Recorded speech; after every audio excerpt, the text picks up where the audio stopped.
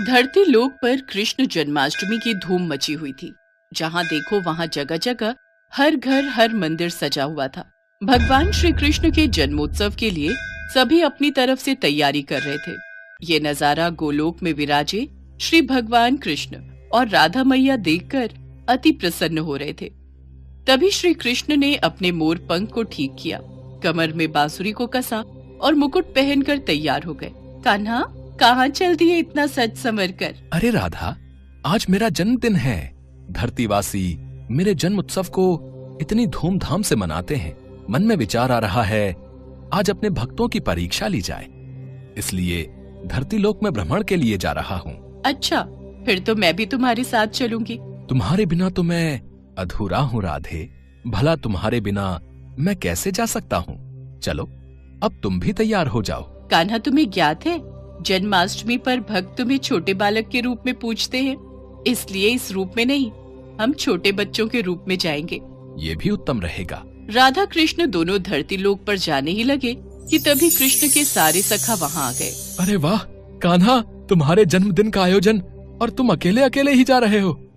आज तो खीर पूड़ी पकवान मिलेंगे, हम भी तुम्हारे साथ चलेंगे। अब तो तुम सबको भी ले जाना ही पड़ेगा। ठीक है, चलो तुम सब भी मेरे जन्मोत्सव का आनंद लेने चलो। राधा कृष्ण और सभी सखा छोटे छोटे बच्चों के रूप में आ जाते हैं और धरती लोक में पहुंचते हैं। घूमते घूमते वे सब एक गांव में पहुंचते हैं। वहां पर सब जगह जन्माष्टमी की धूम थी। कन्हैया, मुझे तो बहुत जोरों की भूख लगी है, चलो न कहीं चलकर कुछ खाते हैं। हाँ, राधा बिल्कुल ठीक कह रही है।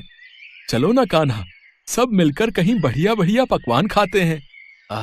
मन तो मेरा भी हो रहा है। चलो, वो सामने उस घर में चलते हैं। वहां लग रहा है बढ़िया बढ़िया जन्माष्टमी की सजावट हो रही है।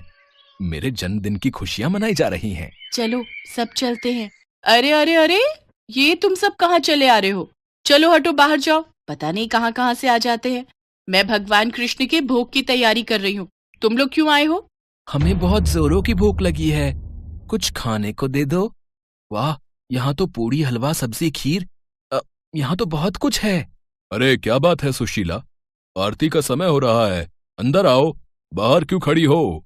हाँ हाँ, आ रही हूँ। दरवाजा बंद कर दूं? चलो बच्चों, यहाँ से जाओ। कान्हा, इन्होंने तो द्वार बंद कर लिया। अब हम क्या करें? हम सबको बहुत जोरों की भूख लग रही है। ये कैसी बात हुई? तुम्हारा ही जन्मदिन मना रहे हैं और तुम्हें ही कुछ खाने को नहीं दिया।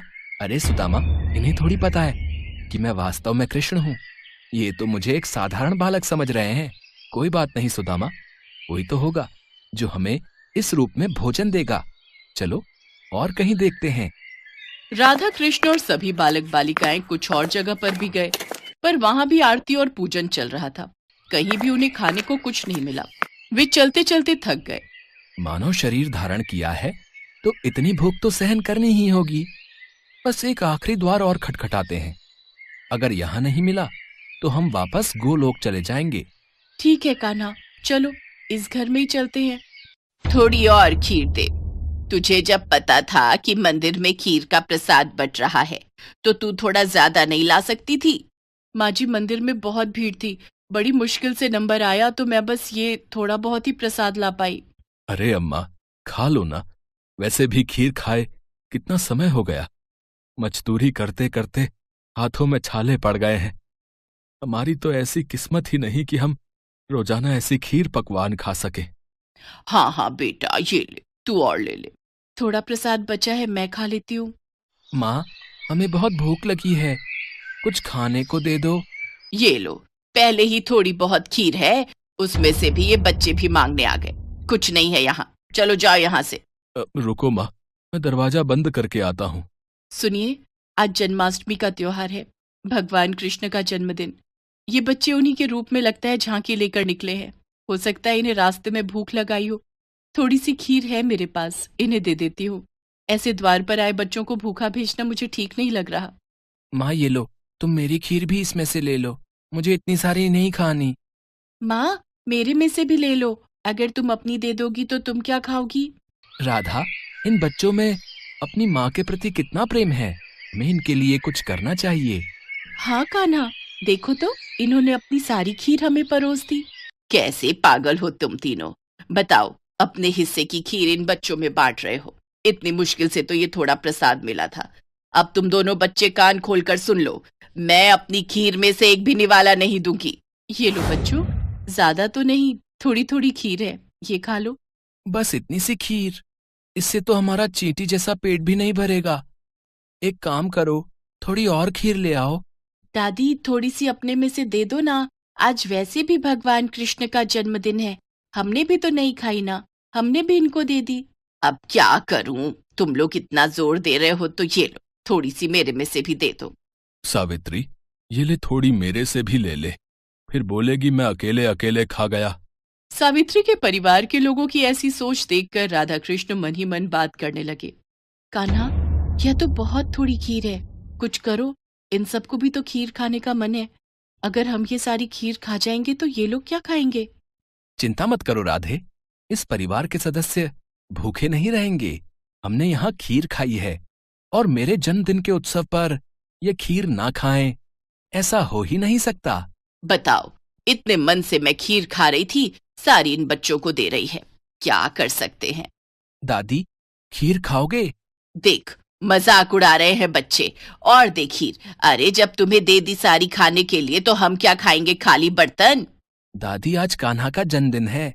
कान्हा को जब आप अपने हिस्से की खीर दे सकते हो, तो कान्हा क्यों नहीं दे सकता? अभी रुको, मैं आपको ढेर सारी खीर देता हूँ, फिर आप भी खाओ और पड़ोसियों को भी खिलाओ। माँ जाओ, घर में जितने भी बर्तन हैं वो सब। बहू, अब छोटे बच्चे मजाक करने में बाज नहीं आएंगे। वैसे ही मुझे इन सब पर बहुत गुस्सा आ रहा है। सिर्फ तेरे कारण चुप हूं, वरना मैं इन्हें कब का भगा देती। ये लो बच्चों, पता नहीं आज तुम सब क्या खेल खेल रहे हो। देखती जाओ माँ, आओ बच्चों, तुम भी देखो। फिर क्या था, सावित्री बर्तन रखती जाती और कृष्ण जी उसमें खीर भरते जाते। देखते ही देखते सारे बर्तन खीर से भर गए। ये चमत्कार देखकर सब लोग दंग रह गए। बहू, हमारे भाग धन्य हो गए, ये तो साक्षात कान्हा पधारे हैं। हाँ हाँ, माखन चोर नंद किशोर हमारे द्वार आए हैं, खीर से हमारे पात्र भर दिए। हे कृष्ण मुरारी, अपना रूप दिखाओ। हे राधा मैया, अपना रूप दिखाओ, हमें दर्शन दो। सबकी प्रार्थना सुनकर राधा कृष्ण अपने रूप में आते हैं। उनके साथ साथ सुदामा और सभी सखा भी अपने रूप में आ जाते हैं। इतना सुंदर दृश्य देखकर सावित्री और उसके परिवार में सबकी आंखों में आंसू आ जाते हैं। माँ, ये सत्य है कि जो भी भक्त भूखों को भोजन कराता है, प्यासे को पानी पिलाता है, खुद भूखा रहकर घर आए भूखे जरूरतमंद को अपने हिस्से का निवाला देता है, मैं उसकी सहायता अवश्य करता हूँ। हम तो धरती पर भक्तों की परीक्षा हेतु आए थे, और यहाँ इतने प्रेम से खीर खाकर मन प्रसन्न हो गया। कान्हा, आज जन्माष्टमी का पावन अवसर है और इन सब ने हमारी बहुत सेवा की है, तो इन्हें उस सेवा का फल हमें जरूर प्रदान करना चाहिए। हाँ राधे, अवश्य, हम इन्हें इनकी सेवा का फल जरूर देंगे। और फिर जहाँ जहाँ राधा कृष्ण ने हाथों को आशीर्वाद स्वरूप घुमाया, उस जगह धन के भंडार भर गए। सावित्री की छोटी सी टूटी फूटी झोपड़ी महल में बदल गई। उनके जीवन में सारे सुख वैभव आ गए, गरीबी और दरिद्रता दूर हो गई। सावित्री के परिवार में खुशियां देकर राधा कृष्ण और सभी ग्वाल बालों के संग वापस गोलोक लौट गए। श्री कृष्ण की बाल लीलाओं से जुड़े कई रोचक किस्से हैं। ऐसा ही एक किस्सा है कालिया नाग का। श्री कृष्ण ने अपनी लीला से उसका घमंड चूर चूर कर दिया था। ये बात तब की है जब यशोदा के लल्ला कन्हैया गोकुल में रहा करते थे। गोकुल के पास ही यमुना नदी बहती है। एक बार यमुना को कालिया नाग ने अपना घर बना लिया और नदी के पानी को अपने विष से जहरीला कर दिया। उस पानी को पीकर पशु पक्षी और गांव के लोग मरने लगे थे। श्री कृष्ण को ये बात पता चल गई और वो कालिया नाग तक पहुंचने की योजना बनाने लगे। एक दिन वो अपने सभी मित्रों के साथ खेलते खेलते यमुना नदी के किनारे पहुंच गए और जानबूझकर गेंद को यमुना की ओर फेंकने लगे। कान्हा, तुम बार बार गेंद को यमुना की ओर क्यों फेंक रहे हो? अगर गेंद यमुना में चली गई तो कौन निकाल कर लाएगा? अरे मैं भी क्या क्या करूं, बार बार गेंद यमुना की तरफ उछल जाती है। अब ध्यान रखना, मैं तुम्हारी ओर गेंद फेंक रहा हूँ, तुम पकड़ लेना। कृष्ण तो यही चाहते थे कि गेंद यमुना जी में जाए और खेलते खेलते अचानक से उनकी गेंद यमुना नदी में जा गिरी। अब यमुना नदी के पानी और उसमें रहने वाले कालिया नाग के बारे में सभी को मालूम था, इसलिए मौत के डर से कोई भी नदी में जाने को तैयार नहीं हुआ। कान्हा, गेंद तुमने ही यमुना नदी में फेंकी है, अब तुम ही इसे निकाल कर लाओगे। हाँ हाँ कान्हा, अब तुम ही गेंद को वापस लेकर आओ। पर यमुना नदी में तो कालिया नाग रहता है, सुना है वो बहुत विशाल है। अगर कान्हा यमुना नदी में गया तो कालिया नाग कान्हा को खा जाएगा। घबराओ नहीं, कालिया नाग मेरा कुछ नहीं बिगाड़ सकता, तुम सब यहीं ठहरो, मैं गेंद लेकर आता हूँ। कान्हा के सभी मित्र उन्हें यमुना में जाने से रोकते रहे, पर भगवान कृष्ण नहीं माने। वो कदम के वृक्ष के ऊपर चढ़े और नदी में छलांग लगा दी। सभी बच्चे डर के मारे भागे भागे नंद यशोदा के घर पहुंचे और सारी बात बताई। ये सुनते ही यशोदा मैया डर गईं और फूट फूट कर रोने लगी। ये बात धीरे धीरे पूरे गोकुल धाम में जंगल की आग की तरह फैल गई। सभी दौड़े दौड़े यमुना नदी किनारे आ गए, लेकिन कृष्ण अभी तक वापस नहीं आए थे। नंद बाबा और देवकी मैया का रो रो कर बुरा हाल हो रहा था। तभी बलराम बोले, आप सब कान्हा की चिंता मत करो, देखना वो कुछ ही देर में यमुना से निकलकर बाहर आ जाएगा। मैं कान्हा को जानता हूँ, उसका कोई कुछ नहीं बिगाड़ सकता। बलराम ने सबको दिलासा दी। वहीं नदी में कृष्ण को देखकर कालिया नाग की पत्नियों ने उन्हें वापस जाने को कहा। पुत्र, ये लो तुम्हारी गेंद, अब तुम ज्यादा देर यहाँ मत रुको। हमारे पति अभी गहरी निद्रा में सो रहे हैं, अगर उन्होंने तुम्हें देख लिया तो क्रोध में आकर तुम्हें कोई नुकसान न पहुँचा दे। मैया, गेंद तो एक बहाना है, वास्तव में तो मैं आपके पति कालिया नाग से ही मिलने आया था। अब जब तक मैं अपनी यमुना को कालिया नाग से मुक्ति नहीं दिला दूंगा, तब तक मैं वापस नहीं लौटूंगा। तभी कालिया नाग जाग गया। कृष्ण ने कालिया नाग को यमुना नदी छोड़ने का आदेश दिया। यदि तुम जान की सलामती चाहते हो तो यमुना को छोड़कर चले जाओ। तुम ठहरे छोटे से बालक, मैं तुम्हें चेतावनी देता हूँ कि तुम यहाँ से बचकर चले जाओ, वरना मेरे जहर से तुम नहीं बच पाओगे। मेरी शरण में जो कोई आता है मैं उसे क्षमा करके छोड़ देता हूँ, पर लगता है तुम बहुत हठी हो, तुम ऐसे नहीं मानोगे। कृष्ण और कालिया नाग की जोरदार लड़ाई हुई, जिससे सभी देवी देवता भी भयभीत हो गए। काफी समय तक भगवान कृष्ण और कालिया नाग में युद्ध चलता रहा। यमुना तट पर नंद बाबा और यशोदा मैया के साथ सभी गोकुलवासी यमुना की ओर नजरें टिकाए रो रहे थे। मेरा लाल, मेरा कान्हा, वापस आजा मेरे बेटे, मेरा कान्हा, कान्हा। चिंता मत करो यशोदा, हमारे कान्हा को कुछ नहीं होगा, वो लौट आएगा। काफी समय तक युद्ध करने के पश्चात कालिया नाग हार गया। भगवान कृष्ण ने उसके फन को अपने चरणों के नीचे दबा दिया। कालिया नाग थक चुका था। पुत्र, तुमने मुझे मैया कहा है, मेरे सुहाग की रक्षा करो, उन्हें जीवन दान दो। सुनिए, आप भगवान कृष्ण से क्षमा मांग लीजिए। ये कोई साधारण बालक नहीं, ये तो साक्षात नारायण का अवतार है, जिनके दर्शनों के लिए सभी देवी देवता, प्राणी और समस्त लोकवासी व्याकुल रहते हैं। आज उनके चरणों में आपको स्थान मिला है, इनसे क्षमा याचना कीजिए, ये आपको क्षमा कर देंगे। त्राहिमाम, त्राहिमाम, हे प्रभु, मुझे क्षमा कर दीजिए, आपको पहचानने में मुझसे भूल हो गई। मैं आपकी शरण में आया हूँ, मुझे जीवन दान दीजिए। ठीक है, मैं तुम्हें जीवन दान देता हूँ। अब तुम यमुना नदी को छोड़कर वापस अपने स्थान रमणक द्वीप पर लौट जाओ। प्रभु, वहाँ गरुड़ पक्षी मुझे मार डालेगा, मैं वहाँ कैसे जाऊं? गरुड़ से ही जान बचाकर मैं अपनी रानियों सहित यहाँ आ गया था, क्योंकि सौभरी ऋषि के श्राप के कारण गरुड़ यमुना नदी के पास नहीं आ सकता। वो अब तुम्हें कुछ नहीं कहेगा, मेरे चरणों के निशान तुम्हारे फन पर हैं, उसे देखकर गरुड़ तुमको नहीं मारेगा। चलो, अब मुझे बाहर ले चलो। जो आज्ञा प्रभु। इसके पश्चात कालिया नाग श्री कृष्ण को अपने फन पर उठाकर यमुना नदी से बाहर आ गया। श्री कृष्ण कालिया नाग के फन पर नृत्य करने लगे। नंद बाबा यशोदा मैया के साथ सभी गांव वाले कृष्ण को ये लीला करते देख अचंभित हो रहे थे। गोकुल का वातावरण प्रसन्नता से भरा हुआ था। सभी के चेहरों पर खुशी थी। देवी देवता भी भगवान कृष्ण की ये लीला देखकर मोहित हो गए। और उसके बाद कालिया नाग यमुना के रास्ते अपनी पत्नियों के साथ अपने स्थान पर चला गया।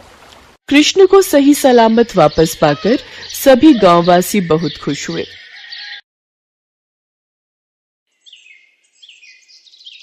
एक बार महर्षि नारद को ये अहंकार हो गया था कि वही भगवान श्री हरि विष्णु के सबसे बड़े भक्त हैं। भगवान विष्णु का उनसे बड़ा भक्त तीनों लोकों में कोई नहीं है। महर्षि नारद अपनी इसी अहंकार की मस्ती में एक दिन पृथ्वी लोक पर पहुंचे। राधे कृष्ण भाई जी, राधे कृष्ण, राधे कृष्ण। और कैसे हो भाई जी? बस राधे कृष्ण की कृपा है। महर्षि नारद राधे कृष्ण नाम सुनकर चकित रह गए। वो और थोड़ा आगे बढ़े तो भक्तों की एक टोली राधे कृष्ण के नाम का जाप करती हुई जा रही थी।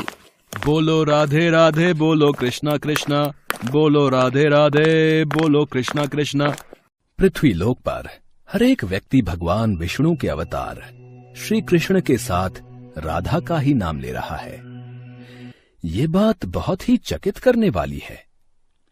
भगवान श्री विष्णु से सबसे ज्यादा प्रेम तो मैं करता हूं। भगवान विष्णु का तो सबसे बड़ा भक्त मैं हूं। मैं तो दिन रात उन्हीं के नाम का गुणगान करता रहता हूं। इसके बावजूद भी उनके नाम के साथ मेरा नाम जोड़ने की बजाय आखिर क्यों पृथ्वी लोक के इंसान राधा नाम को जोड़ रहे हैं? पृथ्वी लोक पर राधा नाम को कृष्ण के साथ सुनकर महर्षि नारद सोच में पड़ गए और वो सीधा श्री कृष्ण के पास गए। परंतु जब वो भगवान श्री कृष्ण के पास पहुंचे तो उन्होंने देखा कि भगवान श्री कृष्ण तो अस्वस्थ हैं तथा वो सिर के दर्द से कराह रहे हैं। भगवान श्री कृष्ण को इस हालत में देखकर महर्षि नारद का दिल दुखी हो उठा। नारायण नारायण, प्रभु आप तो अस्वस्थ दिखाई पड़ते हैं। हे नारायण, हे वासुदेव, आप मुझे तुरंत बताइए कि मैं किस प्रकार आपकी इस पीड़ा को दूर कर सकता हूं। यदि इसके लिए मुझे अपने प्राणों का त्याग भी करना पड़े तो भी मैं इसमें तनिक भी देरी नहीं करूंगा। नहीं महर्षि नारद, आपको इस दर्द के लिए अपने प्राण त्यागने की जरूरत नहीं है। इस पीड़ा को दूर करने का एक ही उपाय है। नारायण नारायण, बताइए प्रभु, क्या उपाय है? यदि मेरा कोई भक्त अपने चरणों का धुला हुआ जल मुझे पिला दे तो उस जल को पीकर मेरे सिर का दर्द ठीक हो जाएगा। नारायण नारायण, प्रभु तो मेरे परमात्मा है। इस जगत के पालक भगवान श्री कृष्ण को भला मैं कैसे अपने पैरों का धुला जल पिला सकता हूं? मुझे ये कार्य करके घोर नरक की प्राप्ति होगी और ये पाप मैं अपने ऊपर नहीं ले सकता। प्रभु, मुझसे ये कार्य नहीं होगा, मुझे क्षमा कीजिए। हे नारद, यदि आप इस कार्य को करने में असमर्थ हैं तो आप मेरी तीनों पत्नियों के पास जाइए। शायद वो इस दर्द को दूर करने में मेरी सहायता करें। महर्षि नारद सबसे पहले भगवान कृष्ण की सबसे प्रिय पत्नी रुक्मणी के पास जाते हैं और सारी बात बताते हैं। देवर्षि नारद, ये आप मुझे कैसा घोर अपराध करने की सलाह दे रहे हैं? मेरे चरणों का धुला जल मैं स्वामी को नहीं पिला सकती। मुझे घोर पाप लगेगा, मुझे क्षमा कीजिए। नारायण नारायण, महारानी रुक्मणी ने तो इस कार्य के लिए मना कर दिया। महारानी सत्यभामा के पास जाता हूं। प्रणाम महारानी सत्यभामा। आइए मुनिवर, कैसे आना हुआ? नारायण नारायण, महारानी सत्यभामा, प्रभु श्री कृष्ण के सिर में भयंकर पीड़ा है। उनकी आज्ञा है यदि कोई अपने चरणों का धुला जल उन्हें पीने को दे तो वो पीड़ा से मुक्त हो जाएंगे। महारानी रुक्मणी ने तो इस कार्य के लिए साफ मना कर दिया है, इसलिए मैं आपके समक्ष आया हूं। देवर्षि नारद, यदि महारानी रुक्मणी ये पाप अपने सिर नहीं ले सकती तो भला मैं कैसे ये कार्य कर सकती हूँ? ये पाप है, मुझे क्षमा कीजिए देवर्षि। महर्षि नारद इसके बाद श्री कृष्ण की तीसरी पत्नी जामवंती के पास गए, पर उन्होंने भी ये पाप करने से मना कर दिया। तब हार कर नारद मुनि भगवान श्री कृष्ण के पास आ गए। नारायण नारायण, प्रभु इस पाप को अपने सिर कोई भी नहीं लेगा, अब मैं क्या करूं? नारद, बस एक आखिरी बार राधा के पास जाइए और मेरा ये हाल बताकर मदद मांगिए। भगवान श्री कृष्ण की आज्ञा पाकर नारद जी कृष्ण की प्रेयसी राधा के पास जाते हैं और राधा के पास जाकर वे उन्हें भगवान श्री कृष्ण का हाल सुनाते हैं। नारायण नारायण, देवी राधा अब आप ही कुछ कर सकती हैं। कोई भी उन्हें अपने चरणों का जल देकर ये घोर पाप अपने सिर नहीं लेना चाहता। महर्षि नारद, क्या प्रभु कृष्ण को इतनी पीड़ा सहन करनी पड़ रही है, जबकि उपाय सामने है? राधा ने बगैर कुछ सोचे समझे और बिना विचार किए एक जल से भरा पात्र लिया तथा उसमें अपने दोनों चरणों को धो दिया। राधा रानी अपने पैरों से धुले हुए उस जल के पात्र को महर्षि नारद को पकड़ाते हुए बोली, मैं जानती हूँ कि मेरे इस कार्य के लिए मुझे घोर नरक प्राप्त हो सकता है, परंतु मैं अपने प्रियतम श्री कृष्ण के सिर में होने वाली भयंकर पीड़ा को बिल्कुल भी सहन नहीं कर सकती। उन्हें पीड़ा से मुक्त करने के लिए मैं अनेकों नरक की यातना सहने और झेलने को तैयार हूँ। आप जल्दी से ये जल प्रभु को पिला दीजिए, क्योंकि जब तक वो ठीक नहीं होंगे मेरा मन भी अशांत रहेगा। आप धन्य हो देवी राधा। नारद मुनि शीघ्र ही जल का पात्र लेकर भगवान श्री कृष्ण के पास पहुंचते हैं, पर वो हैरान हो जाते हैं। नारायण नारायण, आपकी मंद मंद मुस्कान देखकर मुझे ज्ञात हो गया है कि ये भी आपकी रचाई कोई लीला ही थी प्रभु। राधा रानी का निस्वार्थ प्रेम अमर है, इसलिए पृथ्वी लोक के सभी वासी राधे कृष्ण के नाम का जाप कर रहे हैं। जय राधे कृष्ण, प्रभु आपकी जय हो। इसके बाद महर्षि नारद ने भी अपनी वीणा पकड़ी और वो भी श्री राधे कृष्ण नाम का गुणगान करने लगे। राधा और श्री कृष्ण का प्रेम अमर है। राधा ने श्री कृष्ण से और श्री कृष्ण ने राधा से निस्वार्थ और आत्मिक प्रेम किया था। इसी प्रेम के कारण आज श्री कृष्ण के नाम के पहले राधा लगता है। राधे कृष्ण, राधे कृष्ण।